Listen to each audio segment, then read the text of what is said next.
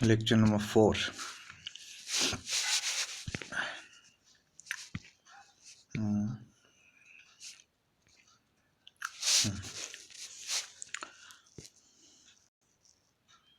इसे ले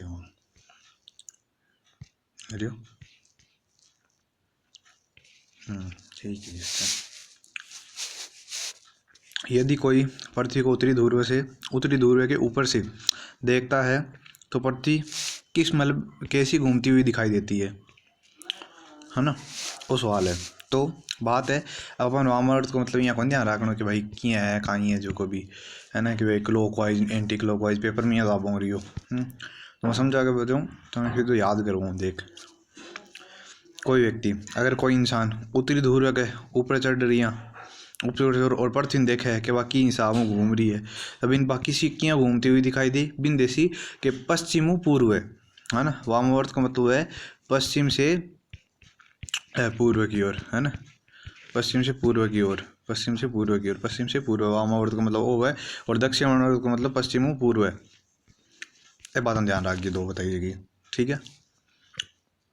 तो यह याद रख, कोई व्यक्ति पृथ्वी की देख सी दक्षिण ध्रुव तो बिन दिखाई देसी बा वामावर्त। वामावर्त को मतलब कहीं पे पश्चिम पूर्व है, पश्चिम पूर्व जावे बस।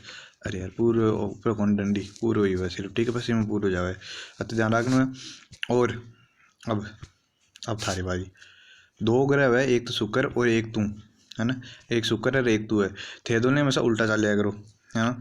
ये दो ग्रह है जगह पूरी दुनिया में उल्टा चला है हमेशा, एक तो शुक्र एक करूँ, ये दोनों का दोनों उल्टा ग्रह चला तो हमेशा उल्टा चला भी है ना। तो पूर्व पश्चिम पूर्व पश्चिम की ओर चल भी सगला उपग्रह है जगह पश्चिम पूर्व की ओर घूमे, लेकिन थे पूर्व पश्चिम की ओर घूमो। दक्षिणावर्त पूर्व पश्चिम और वामावर्त को मतलब पश्चिम पूर्व, ये याद रख दो ग्रह ठीक है। और पृथ्वी की अक्षीय झुकाव का है पृथ्वी को 23.5 डिग्री अक्षय मतलब पृथ्वी आपके अक्षीय घुस गए और कक्षीय पूछे तो 65.5 डिग्री है बस। अतः अक्षीय अक्षीय कम है और कक्षीय ज़्यादा है बस। तो याद है 23.5 डिग्री और 66.5 डिग्री, तो ध्यान रखिए। पृथ्वी का आकार है जो को यहाँ तो आप क्या ना गोलाकार है, लेकिन है भू आकृति या चपटी गोलाकार, चपटी भी है पृथ्वी थोड़ी है ना, तो भू आकृतिकार भी है चपटी गोलाकार भी है।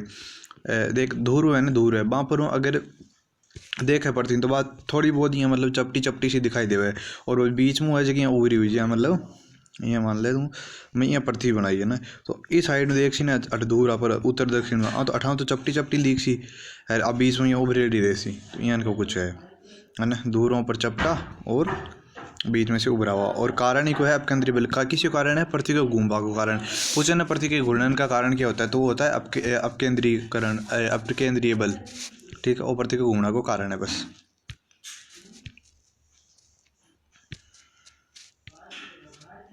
थोड़ा आज स्पीड वगैरह है ना जगन जरूर तो सिंह भी ज़्यादा समझाओ।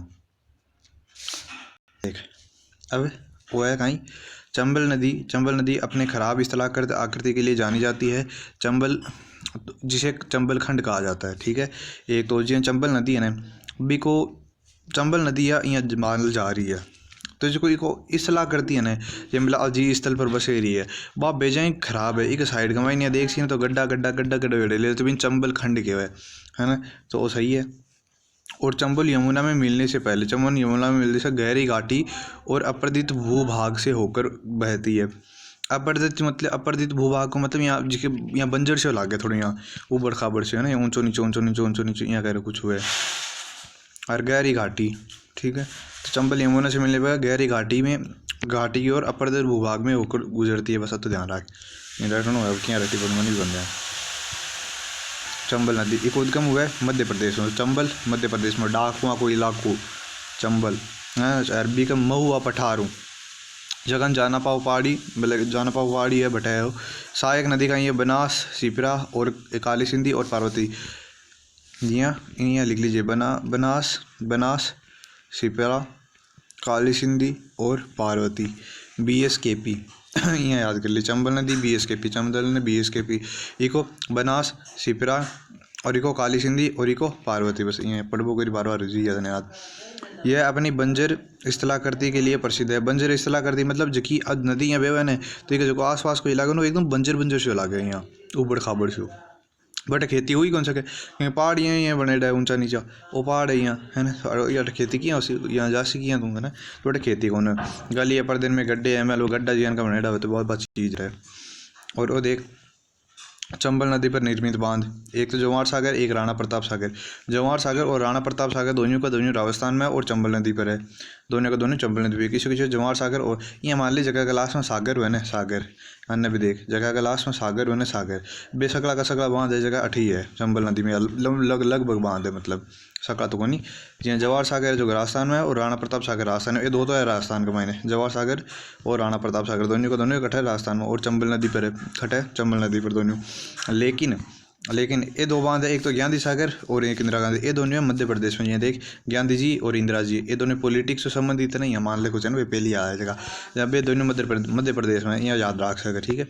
लेकिन गांधी सागर तो है जगह गांधी जी है चंबल के मायने इंदिरा जी है नर्मदा है ना जहाँ इंदिरा है तो इंदिरा नरम है इंदिरा है जगह नरम है और गांधी जी है जगह चंबल है गांधी जी है जगह चंबल है।